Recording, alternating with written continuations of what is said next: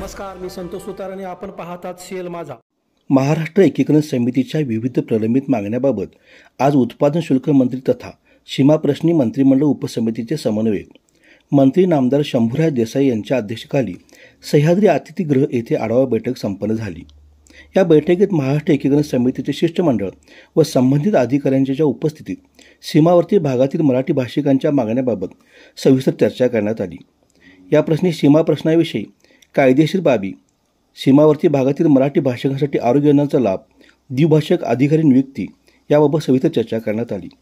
सीमावर्ती भागातील मराठी भाषिकांना राज्य सरकारच्या विविध योजनांचा लाभ देण्याच्या दृष्टीने शासन प्रयत्नशील आहे.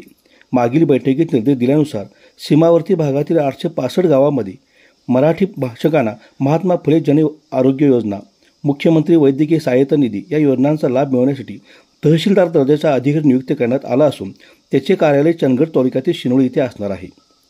हे मान्य शंभूराज देसाई यांनी यावेळी स्पष्ट केले.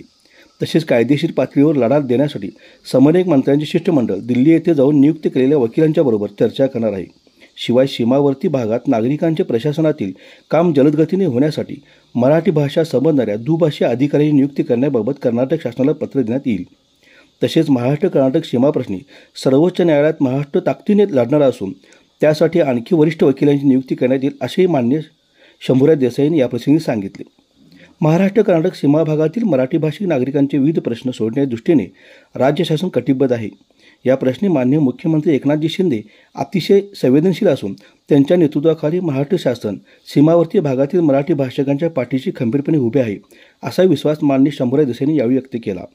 या बैठकीला सामान्य प्रशासन विभागाच्या अप्पर मुख्य सचिव सुजाता सैनिक, सहसचिव प्रशांत सदाशिव, उपसचिव श्रीमती राधी कदम पाटील, मुख्यमंत्री वैद्यकीय सहाय्यनिधी कक्षाचे प्रमुख मंगेश चिवटे, महाराष्ट्र एकीकरण समितीचे कार्याध्यक्ष तथा माजी आमदार मनोहर किनेकर, समितीचे सदस्य दिनेश उळकर, प्रकाश मरगाळे, ॲडव्होकेट एम जी पाटील आदी उपस्थित होते.